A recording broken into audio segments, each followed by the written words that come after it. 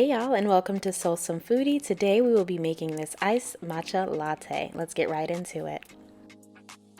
Here are the materials you will need: a small bowl, mason jar, bamboo whisk or frother, a teaspoon measure, something to mix it with, and a straw. And these are the ingredients: some cashew milk. Here's the matcha I like to use. This is my alternative sweetener, honey. Some cinnamon, I love Ceylon.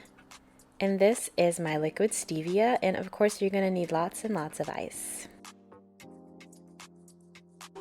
While my water is boiling, I go ahead and fill up this mason jar with ice so that my cashew milk can be super duper cold. Of course you can use any kind of milk you like. This is great with almond milk, regular milk, whatever you like.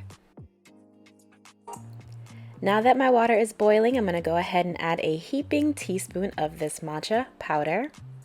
And then I'm going to add the water.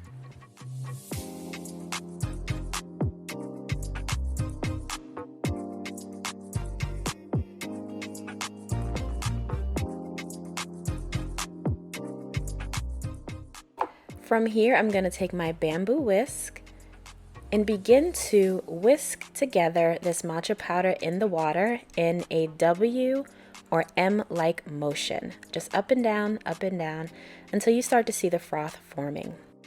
And again, if you do not have a bamboo whisk, you can always use a milk frother. It will do the exact same thing.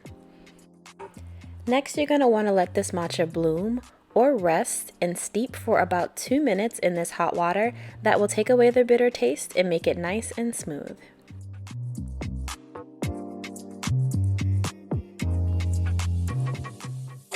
Now that the matcha has bloomed for about 2 minutes, I'm going to give it another whisk before I add it to my iced cashew milk.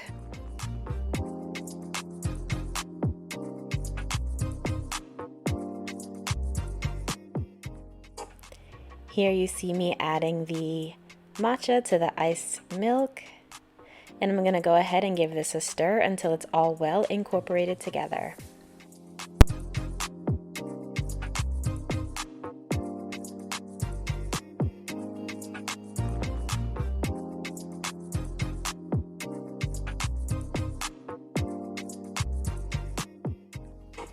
Now this matcha latte is finished and ready to enjoy just as it is, but I do like to add a few additional ingredients to it just to hype up the flavor and make it extra delicious. So here I am adding a little bit of honey.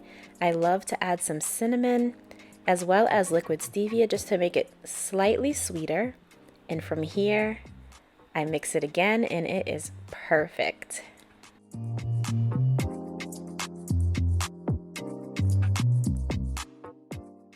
Alright y'all, I'm just giving this iced matcha latte one last good stir to get all of those ingredients well incorporated. I hope you enjoyed this video and I hope you try it at home. It really is super easy and super yummy. Let me know if you try it. As always, please like, share, comment, and subscribe, and I'll see you next time.